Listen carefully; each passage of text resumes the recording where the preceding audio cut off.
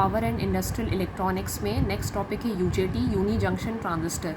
ये एक प्रकार का वोल्टेज कंट्रोल स्विच होता है जिसमें एक पीएन जंक्शन होता है, इसीलिए यूनी जंक्शन। और ट्रांजिस्टर की भांति इसमें 3 टर्मिनल या सिरे होते हैं, एमिटर, बेस 1 तथा बेस 2। इसमें किसी भी प्रकार का एम्पलीफायर एक्शन नहीं होता है। जैसे एक ट्रांजिस्टर को एक एम्पलीफायर की भांति यूज़ किया जा सकता है, तो यूजेटी को एक एम्पलीफायर की भांति यूज़ नहीं किया जा सकता है।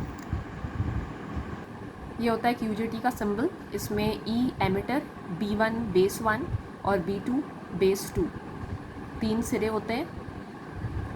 एमिटर धारा का प्रवाह जो है उसको एक एरो के द्वारा दिखाया जाता है। एक यूजेटी में ये होता है इसका एक इक्विवेलेंट सर्किट। इस इक्विवेलेंट सर्किट में B1 तथा B2 के मध्य 2 प्रतिरोध लगे हुए होते हैं, RB1 तथा RB2। और जो एमिटर है उससे एक डायोड होता है, एक पीएन जंक्शन डायोड। तो ऐसा माना जा सकता है कि एक यूजेटी में एक डायोड तथा 2 प्रतिरोध का इक्विवेलेंट सर्किट है। इसमें VEB1 विभव अप्लाई किया जाता है। जब तक इस डायोड जो है ऑन नहीं होता या अग्र बायस में नहीं होता, तब तक धारा जो है वो इस RB1 से प्रवाहित नहीं होती। जब धारा IE प्रवाहित होती है तभी कहा जाता है कि यूजेटी ऑन हो गया। इसमें जो पावर सप्लाई बैटरी कनेक्ट की है वह है VBB। जब RB1 और RB2 के अक्रॉस विभवपात यदि कैलकुलेट किया जाए तो RB1 के अक्रॉस विभवपात होगा VB1 equal to RB1 upon RB1 plus RB2 into VBB। इस RB1 अपॉन RBB को कहा जाता है eta, that is intrinsic stand off ratio. इस इंट्रिंसिक स्टैंड ऑफ रेशियो से निर्धारित होता है कि कितना भाग जो है RB1 के अक्रॉस विभवपात में आएगा। इसका प्रिंसिपल या सिद्धांत, इसमें एमिटर पर इनपुट या लो सिग्नल देने पर बेस 1 तथा बेस 2 से लो धारा प्रवाहित होती है, और एमिटर पर हाई इनपुट सिग्नल देने पर, अर्थात जब डायोड जो है वह फॉरवर्ड बायस हो जाता है, उस समय जो धारा है वह बेस 1 तथा एमिटर के मध्य प्रवाहित होती है और यूजेटी ऑन हो जाता है। एमिटर वोल्टेज जब पीक पॉइंट विभव के बराबर होता है तब यूजेटी की करंट प्रवाहित होती है। इसका कंस्ट्रक्शन, यह एक लाइटली डोप्ड एक उच्च प्रतिरोध के एन टाइप मटेरियल जिसके साइड में पी टाइप मटेरियल की डोपिंग की जाती है उससे बना हुआ होता है, इसीलिए इसमें एक पीएन जंक्शन होता है। उसके बाद मेटलाइजेशन कर इसके 3 सिरे निकाले जाते हैं। जो पी पार्ट होता है वो कनेक्टेड होता है एमिटर से। ऐसे ही जो एन सेमीकंडक्टर बार होती है उसके 2 भाग कहलाते हैं, बेस 1 तथा base 2। Intrinsic stand off ratio इसको ईटा से दिखाया जाता है और यह RB1 तथा RBB का अनुपात होता है। जब एमिटर पर विभव ईटा टाइम्स VBB हो जाता है और डायोड का जो कट ऑफ पॉइंट है वह क्रॉस हो जाता है, उसके पश्चात ही यूजेटी जो है वह टर्न ऑन होता है। यूजेटी की कार्यप्रणाली या वर्किंग, इसमें जब तक VE का अर्थ है जो एमिटर का विभव है वह VP अर्थात जो पीक पॉइंट की वोल्टेज है उससे जब तक कम होता है तब तक यूजेटी कट ऑफ स्थिति में रहता है और डायोड जो है वह ऑफ रहता है। जब VE इक्वल टू VP होता है अर्थात एमिटर का विभव पीक पॉइंट के बराबर हो जाता है तब डायोड फॉरवर्ड बायस या अग्र बायस होकर कार्य करता है। जो P प्रकार है उसके कारण होल्स जो हैं वह इंजेक्ट होते हैं डिवाइस में और जो रेजिस्टेंस है वह कम हो जाता है। इस घटते हुए रेजिस्टेंस के कारण विभवपात घटता है और डायोड जो है वह अग्र बायस हो जाता है। धारा का मान बढ़ता है। इसको दर्शाया जाता है यूजेटी के नेगेटिव रेजिस्टेंस या नेगेटिव अभिलक्षण के द्वारा। जिस समय VE का मान VV अर्थात वैली पॉइंट विभव के बराबर होता है उस समय यूजेटी जो है वह टर्न ऑफ हो जाता है। इसके पश्चात का भाग कहलाता है इसका सैचुरेशन रीजन। तो VP से पहले वाला भाग इसका कट ऑफ एरिया, VP से VV तक का भाग इसका मेन नेगेटिव रेजिस्टेंस रीजन, जिसको आगे कई एप्लीकेशंस में जैसे रिलैक्सेशन ऑसिलेटर में यूज़ किया जाता है, और जो VV अर्थात वैली पॉइंट विभव के बाद वाला भाग है वह इसका सैचुरेशन रीजन। तो इसके कैरेक्टरिस्टिक्स या अभिलक्षण में 3 क्षेत्र होते हैं। अभिलक्षण बनाए जाते हैं IE एमिटर धारा X एक्सिस पे और VE जो एमिटर वोल्टेज है वो Y एक्सिस पे, IP peak point current, VP peak point voltage, IV valley point current, VV valley point voltage. तो VP से VV तक का जो भाग है जो नेगेटिव रेजिस्टेंस का पार्ट है उसी को काम में लिया जाता है एक रिलैक्सेशन ऑसिलेटर के लिए।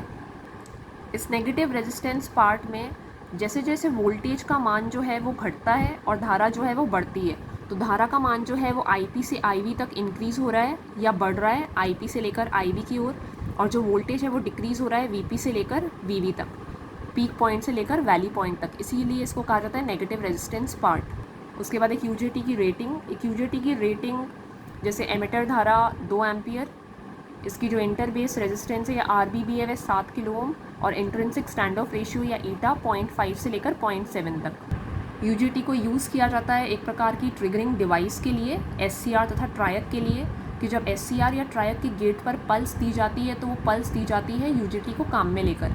जो UJT की आउटपुट पल्स होती है वह एक्ट करती है एज गेट पल्स SCR तथा ट्रायक के लिए। इसी प्रकार इसका एक और यूज़ है रिलैक्सेशन ऑसिलेटर। UJT जो है उसको यूज़ किया जाता है रिलैक्सेशन ऑसिलेटर की भांति, और एक सॉटूथ आउटपुट वेवफॉर्म जो है वह मिल जाती है। तो UJT को यदि एक रिलैक्सेशन ऑसिलेटर की तरह काम में लिया जाए तो सर्किट में जो इनपुट का एमिटर करंट होता है उसको कंट्रोल करने के लिए एक कैपेसिटर की चार्जिंग तथा डिस्चार्जिंग को यूज़ किया जाता है। तो एक रिलैक्सेशन ऑसिलेटर यह एक प्रकार का नॉन सिनुसॉइडल ऑसिलेटर होता है, अर्थात जो इसका आउटपुट होता है वो साइन वेव नहीं होता है। इसमें UJT के नेगेटिव रेजिस्टेंस को यूज़ किया जाता है, उसके अभिलक्षण जो होते हैं नेगेटिव रेजिस्टेंस के, और इसमें एक टाइमिंग सर्किट, एक R और C का कॉम्बिनेशन लगा हुआ होता है, एक प्रतिरोध और एक संधारित्र का कॉम्बिनेशन। ये होता है इसका बेसिक सर्किट। इसमें पावर सप्लाई VBB, R1 प्रतिरोध कनेक्ट कर दिया जाता है, कैपेसिटर C कनेक्ट कर दिया जाता है इनपुट पर, और ऐसे ही जो आउटपुट साइड है वो आउटपुट लिया जाता है इसमें R2 प्रतिरोध के थ्रू। उसके पश्चात जो VR2 है अर्थात जो पल्स हमें इस सिरे पर मिलती है वो कनेक्ट कर दी जाती है SCR या ट्रायक के गेट सिरे से। इस प्रकार के सर्किट की वर्किंग, इसमें जब सप्लाई ऑन करते हैं तो कैपेसिटर C जो है वो प्रतिरोध R1 के द्वारा चार्ज होता है। तो इनिशियली जब सर्किट को ऑन किया जाता है अर्थात सप्लाई VBB को दिया जाता है, उस समय इस R1 के द्वारा कैपेसिटर जो है वह चार्ज होता है और धारा कुछ इस प्रकार से प्रवाहित होती है। एमिटर की धारा 0 होती है, एमिटर की धारा 0 होती है और UJT जो है वह ऑफ स्थिति में रहता है, अर्थात R2 के अक्रॉस कोई भी आउटपुट नहीं मिलता है। जिस समय इस एमिटर के अक्रॉस वोल्टेज, इसके इंटरनल डायोड तथा इस प्रतिरोध के अक्रॉस जो विभव है अर्थात RB2 के अक्रॉस जो विभव होता है उसके बराबर हो जाता है और एमिटर धारा प्रवाहित होती है, उस समय UJT जो है वह ऑन होता है। ये पॉइंट होता है जब कैपेसिटर के अक्रॉस वोल्टेज पीक पॉइंट के बराबर अर्थात VC equal to VP equals to eta times VBB होता है, उस समय जो UJT है वह ऑन होता है और R2 के अक्रॉस आउटपुट वेवफॉर्म मिलती है। तो जब UJT ऑन होता है अर्थात RB1 जो प्रतिरोध है वह कम होता है, उस समय कैपेसिटर की डिस्चार्जिंग होती है और कैपेसिटर का जो वोल्टेज है वह वैली पॉइंट तक आने जैसे ही आता है उस समय UJT फिर से ऑफ हो जाता है, एमिटर की धारा 0 हो जाती है। इस कैपेसिटर की निरंतर चार्जिंग तथा डिस्चार्जिंग से आउटपुट की वेवफॉर्म प्राप्त होती है। तो जब ऑन होता है तो कुछ इस प्रकार से एमिटर की धारा प्रवाहित होती है। जब ये एमिटर वोल्टेज या कैपेसिटर के अक्रॉस वोल्टेज VP या पीक पॉइंट के बराबर होता है तो UJT फायर हो जाता है या ऑन हो जाता है। ये इसके अनस्टेबल नेगेटिव रेजिस्टेंस रीजन में एक फास्ट करंट पल्स उत्पन्न करता है जिसको गेट पल्स की भांति यूज़ किया जाता है अदर डिवाइसेस के लिए। तो जब UJT ऑन होता है तो कैपेसिटर डिस्चार्ज होता है और धारा का प्रवाह दर्शाई गई दिशा में होता है। जो कैपेसिटर के अक्रॉस वोल्टेज होता है VC वह VE या एमिटर के अक्रॉस वोल्टेज के बराबर होता है VBB जो पावर सप्लाई काम में ली। इसमें 2 पॉइंट्स होते हैं, एक तो VP पीक पॉइंट वोल्टेज और एक VV इसका वैली पॉइंट वोल्टेज। जो पहली वेव फॉर्म है अर्थात जो T1 तक है वह है कैपेसिटर की चार्जिंग। कैपेसिटर का जो चार्जिंग का टाइम कांस्टेंट है वह है R1C और जो डिस्चार्जिंग है केवल कुछ समय की T2 समय तक के लिए उसका टाइम कांस्टेंट है RB1 plus R2 into C।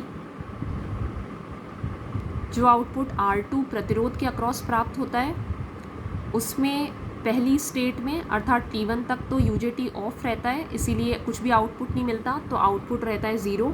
और जहाँ पर UJT ऑन होता है तो T1 से लेकर T2 में जो टाइम कांस्टेंट रहता है वह रहता है RB1 plus R2 into C। अगर उन दोनों वेवफॉर्म्स को कंबाइन किया जाए, एक साथ दर्शाया जाए, तो पहली स्थिति T1 तक जो कैपेसिटर है वह तो चार्ज रहेगा, कैपेसिटर चार्ज की स्थिति में UJT ऑफ, और जिस समय कैपेसिटर डिस्चार्ज होगा उस समय UJT रहेगा ऑन। और ये आउटपुट की वेव फॉर्म। इस प्रकार की पल्स का जो टाइम पीरियड होता है वह होता है t equals to 1/f nearly equal to RC ln of 1/1 minus eta, जहाँ पर ईटा होता है इंट्रिंसिक स्टैंड ऑफ रेशियो।